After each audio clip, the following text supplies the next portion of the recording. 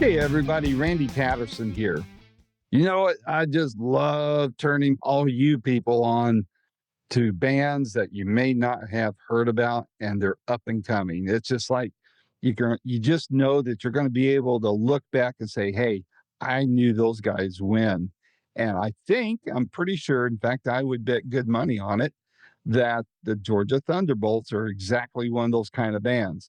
They're from just down the road from me, down in Rome, Georgia, and are releasing their second album that is amazing. Their first album was phenomenal. They've got a great record deal with the good folks over at Mascot. And this album is going to be one for the record books. These guys are good. You might want to put them in a Southern rock category. If I was going to have to put them in one, that would be it. But man, these guys love blues. They do it all. They're phenomenal. And their musical influences are from all over, man. So you're going to want to listen to this band. I interviewed the lead singer, TJ Lyle, and a super nice guy. I look forward to talking to him again. Again, these guys are someone you definitely want to keep an eye on because they are going places. I guarantee you that. If you don't mind too, when you're done listening to this interview, would you please hit like and then hit subscribe at whatever platform you're watching or listening to this on. And then please share it with your friends who might be interested in finding out about a new band as well, because these guys are great, and ask them to like and subscribe. So without any further ado, here's my first of what I'm sure is going to be many more interviews with TJ Lyle of the Georgia Thunderbolts. Until next time, this is Randy Patterson with Boomerocity. Take care. Hello, TJ. Hey, how are you? I'm doing fantastic. How about yourself? Doing pretty good. Finally getting some rest and some sunshine this evening. Where have you been? Well, I've been out working today doing a little grading out here. We're trying to build a little building for my dad's equipment out here on the property, and it's just been scorching hot. So it's nice to finally get a little breeze and sit down for a minute. Now, you're down in Rome, are you? Yeah, I'm just a little south. I'm in Taylorsville. Oh, okay. Well, I have family in Ackworth and around there, and all the way up. I'm in Sevierville, Tennessee. So Oh, I was just there a few days ago. I took a little vacation with my family up there. That's incredible. yeah, it's I'm a couple miles up the road from Dollywood, so I hear the Oh, train whistles and everything else. I love it here. So so peaceful up there. it is, except during Rod Run. Yep. There's no rest for a muscle car. No, no. Well, and it's gridlock there, so you just either go out of town or you stay home, and you don't go anywhere in town. So You stock up before everybody gets in town, stay home. that's right. That's right. It's almost like waiting for the apocalypse or something. But, So, uh, well, man, thanks for taking the time, especially on a Friday night, to chat with me. I really do appreciate it. I've heard your album, love it, love your guys' sound, and I'm thrilled to be able to tell others about it through this interview when it posts. And so, tell me a little bit about the band, who you guys are, how long you've been at it, that kind of thing, and then we'll get into the album. we've been at it for going on 10 years now. We all met up here in Cartersville. Well, not all of us. Let me backtrack a little bit. Logan and I grew up together. We went to the early school. I don't even remember. We've been friends for probably 24 years. Wow. And uh, Zach was Logan's neighbor, and they're still neighbors. And Bristol and Riley went to school together over in Rome. Hmm. And Bristol and Riley had a band, and me and Zach were just starting to play. Logan was in college. Me and Zach were just starting to do local open mics around town up here. And they had a band, so they would come to the local open mic, and that's how we met. And, we met a few times. And then one day we got on stage and jammed together and played a song. And it just clicked, and kind of lost touch with them for a while because I started working, trying to figure out what I was going to do and everything. And then I got a call from Zach one day. Well, we still hung out, but he called me. I was like, well, would you be open to trying to sing for a band? I was like, oh, well, I really enjoy it, but I'm going to have to practice first. So we got together, and we both knew that Logan had been playing guitar forever. And we was like, well, maybe bring Logan. And that's how it started. We got together, started playing, and Logan could play, and Riley could play lead, and Bristol plays the drums, Zach plays the bass, Logan's rhythm, Riley plays uh the lead guitar, and I sing. So Wow. Wow. Well, man, I love the sound. I'm curious before we get into your latest album, as far as, I mean, I know people like to label people, you know, pigeonhole them, put them in a nice little defined box and say, this is it, right? So I'd say it's safe to say that probably everybody categorizes you guys as Southern rock. Is that, yeah. yeah, yeah. I mean, that's what I would kind of go. How would you describe the band? We're from the South and we play rock and roll. We play blues, we play soul music, we play country music, but we're from the South and we sound like a rock band. So, just slap that on there, send it on its way. Why not?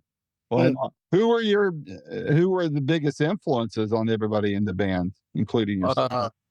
We'll start with Bristol's. Bristol's favorite band of all time is Van Halen. So he likes the heavier music. He likes the Pantera and Metallica. And Zach, he likes, Pantera and Metallica and country music, old country music. Logan's a Boston guy. He loves AC/DC and Bob Seger. And Riley's a Megadeth guy. So you got that kind of metal rivalry right there with Bristol and Zach and uh, Riley. But I listen to rock music. Of course, I listen to like your Led Zeppelins and your Bob Segers and your Bad Companies and stuff like that. But biggest influence on me was soul music, was Ray Charles, Wilson Pickett, Bobby Womack, Percy Sledge, stuff like that. Paul Butterfield.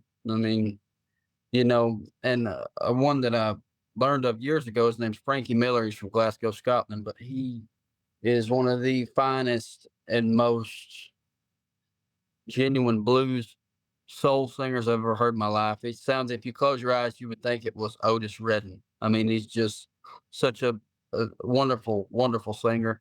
And, I'm big into, I got a wide variety. I listen to Bing Crosby, Perry Como, Dean Martin, and then I go over to Gene Krupa and Max Roach. And, it's just all over the place for me. And it's crazy, but I listen to a lot of soft music. You wouldn't think it. I listen to a lot of old soulful soft music, and I like yacht rock too. I love Michael McDonald and Kenny Loggins and all that stuff too. All that stuff floats my boat. Yeah, yeah. So you guys just released are releasing a new album. It's your second one, is it not? Yeah, yes, will be number 2. Yeah, Yeah. And your first one came out when? 2021. Okay, so you guys dodged the pandemic and everything. I know so many people that were getting ready. I mean, people doing a debut album, and it was either just before or just out, just when the shutdown happened, and it just threw everything into chaos. But you guys kind of timed it right there for the first one. How did that happen? Well, not really, not really. We were gearing up to hit the road and getting ready to release the album early March of 2020. Oh, And okay. and then by the end of March, it just boom, Just stay at the house.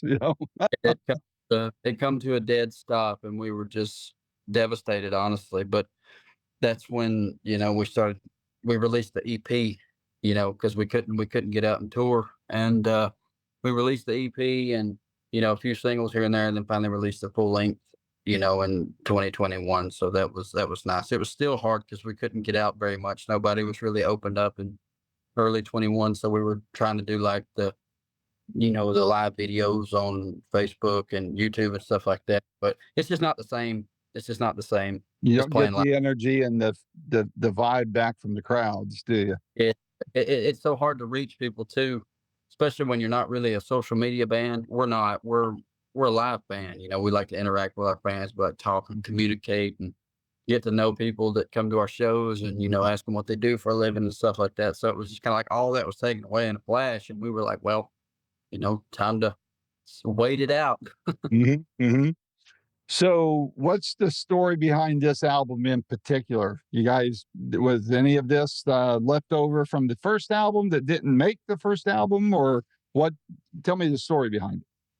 Two of the songs on the new album were older songs, and one of them is Price Tag, and the other one is, um, It Ain't Easy. It's the old Betty LaVey cover that we did, and, those were recorded back in 2018, 17, 18, and we just kinda forgot about them, honestly, and then we kinda got to scrounging around for some songs that we needed. We didn't have any, that were working, and we went back to those and we reworked them and got those on there, but everything else just kinda came naturally, sitting down, writing together, writing by myself, and we, kinda got together and got in the vein of, you know I was listening to um, like, a lot of Audio Slave around the time we were doing that, a lot of Chris Cornell, and a lot of Beatles too, and I think that really kinda shone through that, few of the melody choices that I chose and some of the phrases that I chose and stuff like that, and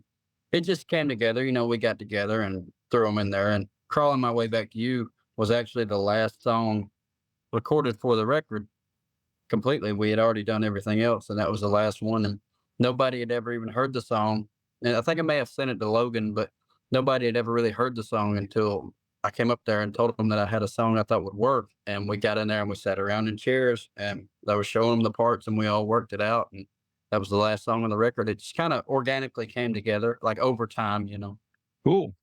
Were there any? I mean, first of all, had you guys worked on albums before your first one?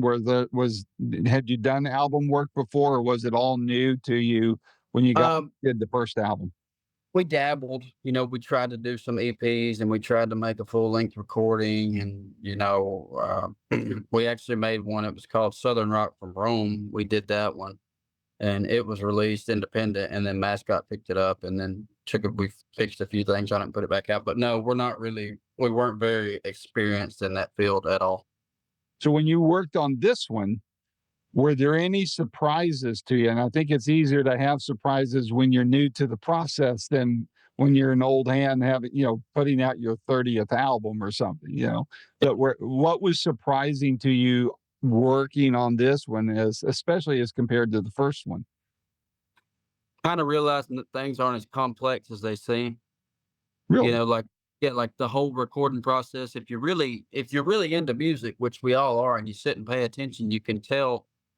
You can finally tell what buttons he's hitting. You can kind of see what's going on. You kind of get a good idea for things. So going into it, we kind of had the sound in mind that we were going for. We were going to draw back and play a little softer, and on some stuff we were going to turn it up and crank it up. And we played together, and we liked our sounds. We loved the way we sound live, and Mhm. we emulate that. And we tried to do that. We just tried to carbon copy our live sound, which is really tough because when we're playing live, we're playing so close and we're playing off of each other, and the power and the energy that's coming off of that's kind of unmatched because it changes from night to night, Right, and right.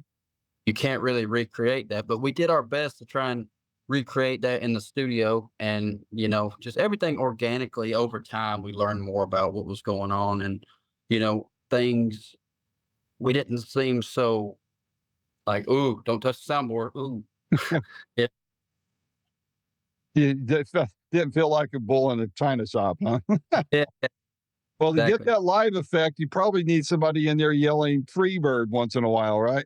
So That that used to happen a ton, but I'm starting to notice a decline in that lately because, I think people are actually coming to hear the songs now, and that's really neat. We've actually been in settings but we used to get it. I mean, every other song back in the day, "Free play, free bird."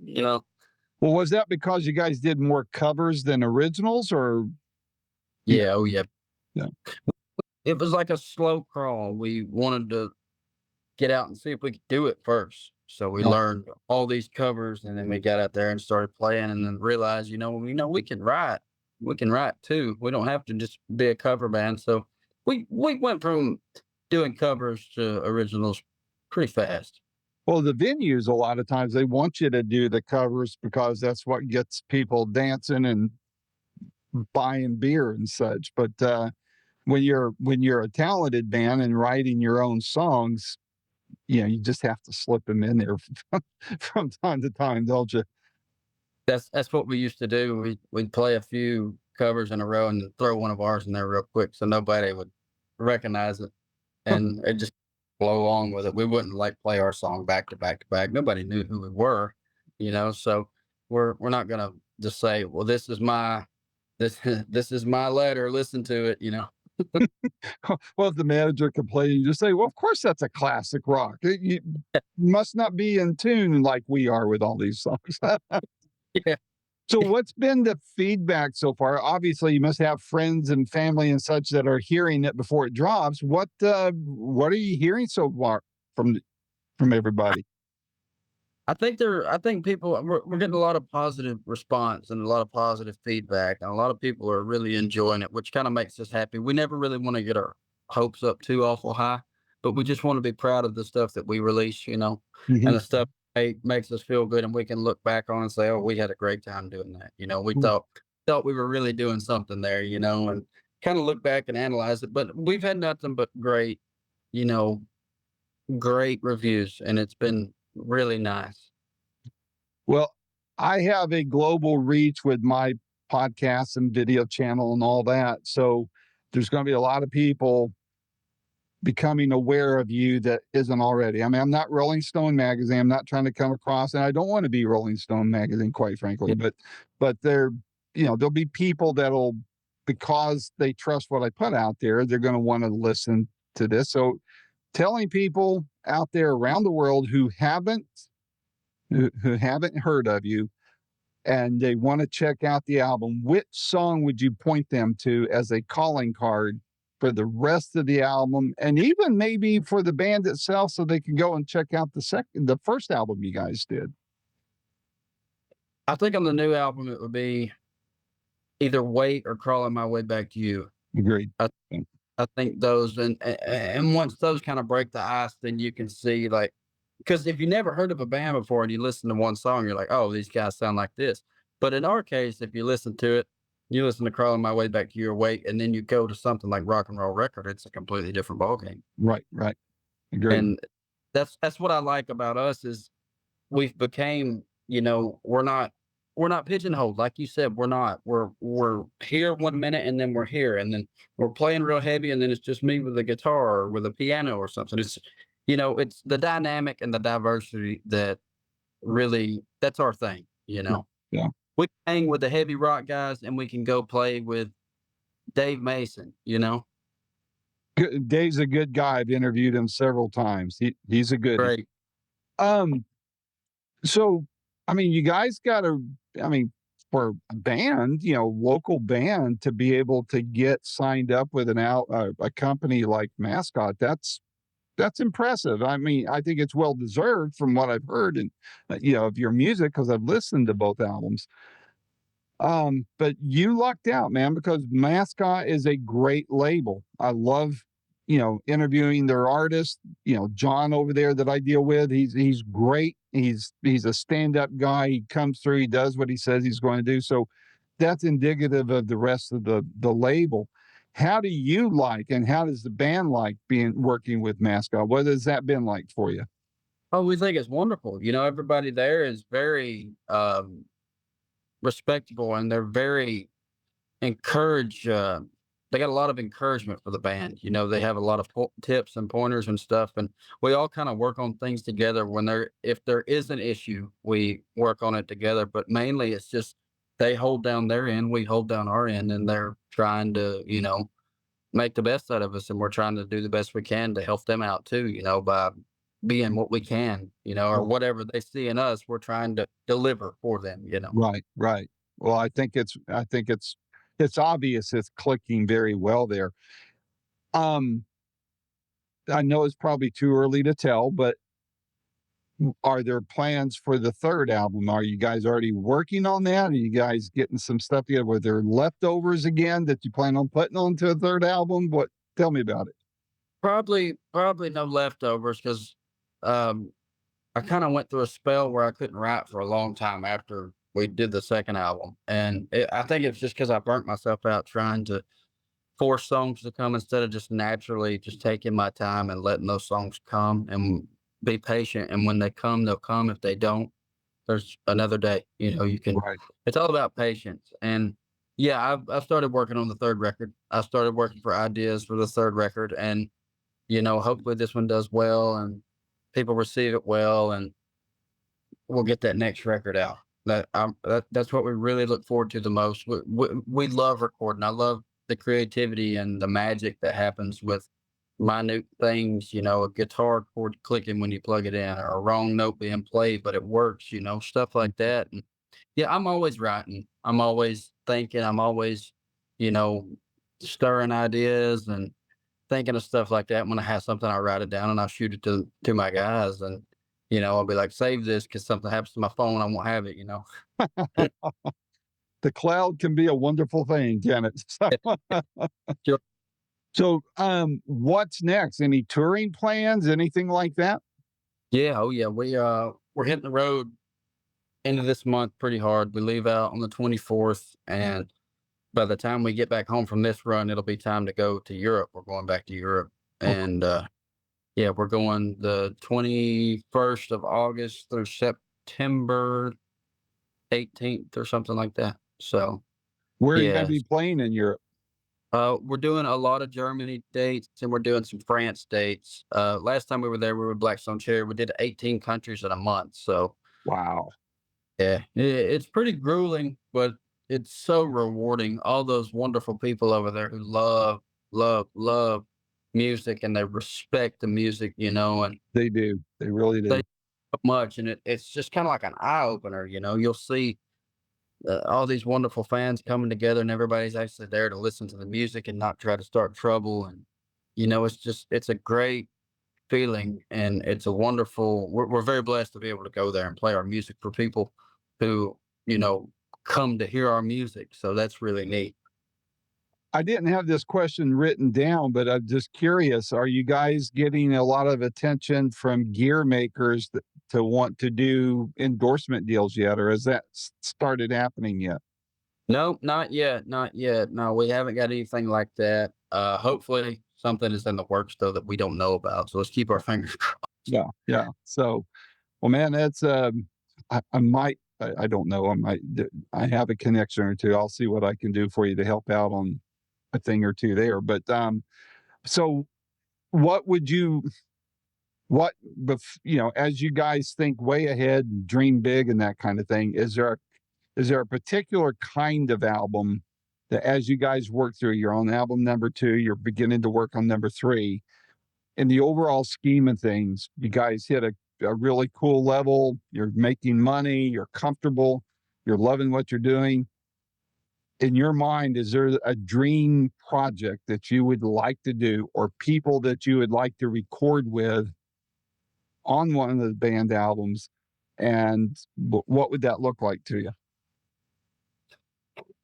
I think if I were to ever just write an album that's mentioned in the same breath as something like, you know, Stranger in Town by Bob Seger, I think that would really, really put the icing on the cake. And another thing is I've always wanted to write a James Bond theme song. I don't know why. I've just always wanted to do that, and I'm so into that kind of music. I love them all. I love those films. I love the big band swing, and I love the drama and the noir, and I love that stuff so much. Some of my favorite artists have done it. Paul McCartney and Right. Chris and Carly Simon, stuff like that. It's just incredible. That's probably the end goal right there. I'd love for something like that to be possible. That'd be incredible. Well, very cool. Well, TJ, this is a lot of fun. Again, I love your guys' sound. And I'll just tell you right up front, anytime you have a new project, I want to talk to you guys about it. So we'll make one of these happen. And my door's always open to you. And heck, I'm just up the road from you, man. You need to gig up here so I can drop in and see you. So, Yeah, absolutely. Far off to it. so, well, man, have a great weekend. Don't work too hard the rest of the evening. Don't overheat yourself out there. And we'll be talking again, man. Sounds good. Thank you so much. All right. Take care, TJ. Have a good one. You too, sir. Bye-bye.